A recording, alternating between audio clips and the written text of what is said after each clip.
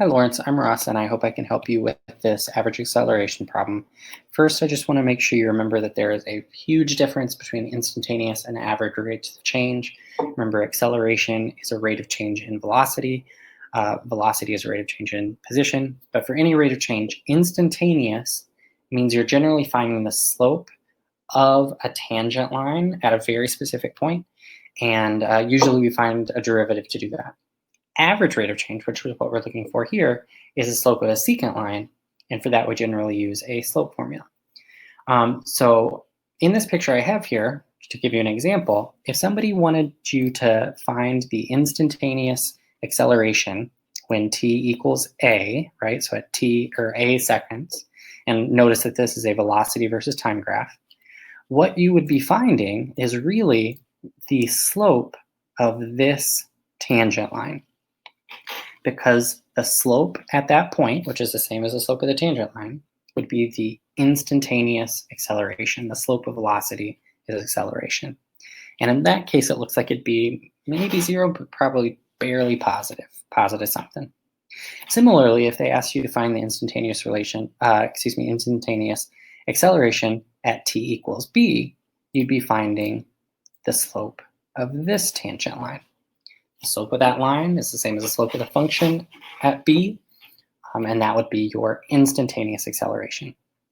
Neither of those gives you the average acceleration over a time period, which is what you have. In that case, so again, same person asks you, what is the average acceleration from a to b? So in that time interval, from a seconds to b seconds. We're not dealing with a tangent line anymore, right? The slope at a very specific point. What you're actually looking for is the slope of a secant line, which is a fancy way to say a slope through two different points, two specific points on that curve, on the function. The slope of that line will be the average acceleration, the average slope over that entire interval. So it'd be like taking every single tangent line you could draw, that's not a tangent line, every single tangent line you could draw at every single point on that interval, all of those slopes, averaging them, that's what you'd get. And so to do that, I mentioned a little bit ago, there's a really easy way to do it. You probably already know it. It's the slope formula. So you take the 2 points that you have, in this case A and B, you use the slope formula, and that's how you get the average acceleration. So there's some background for you. I hope that makes sense. And now I'm just going to do some examples using the information you have. So I'm sure you remember that the slope formula, we usually write m is equal to y2 minus y1 over x2 minus x1. I don't see any x's or y's in your problem, but remember x is just your independent variable, y is your dependent. So in this case, your x's are going to be those t's, and the y's are going to be these velocities, the v of t's. So in your first problem, we have t equals 0 to t equals 45. So we're dealing with these two sets of values, these 2 points.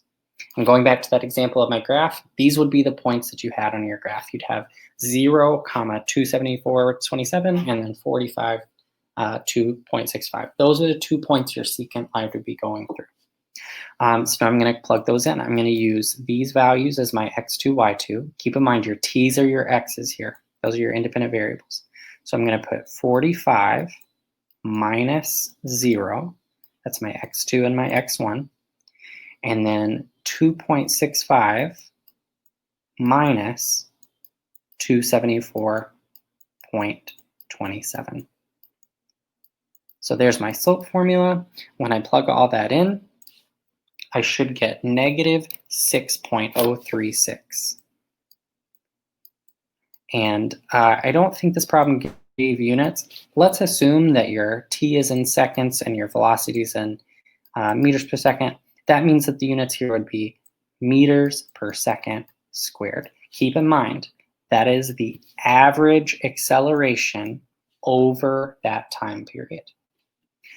For the other 3 examples, you would do the exact same thing. So for part 2 here, same formula, still using slope formula, but for part 2, instead of 0 to 45, we're doing 25 to 45, so I do 45 minus 25.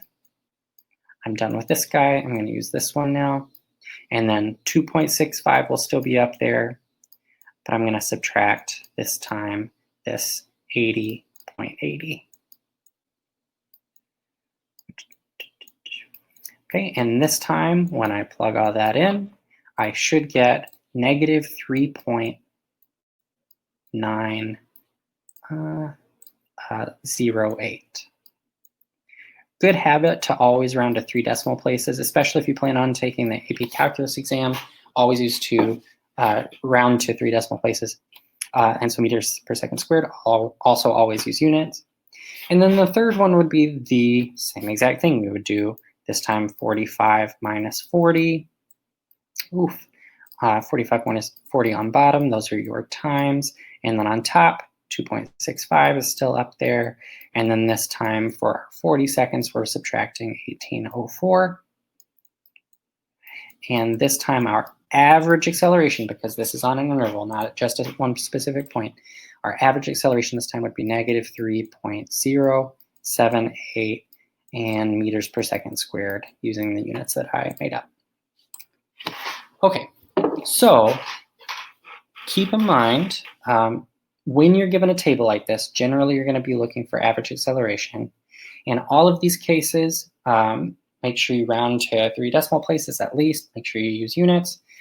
And also, one last note, just keep in mind, big misconception people forget. I hope you're not thinking, oh great, so whatever object this is slowing down this whole time because acceleration is negative. Keep in mind that negative acceleration does not necessarily mean negative, that the object is slowing down. So I hope all that helped. Hope that gives you not only those answers, but also just some additional information and knowledge around average instantaneous rates of change, and helps you to do some additional problems.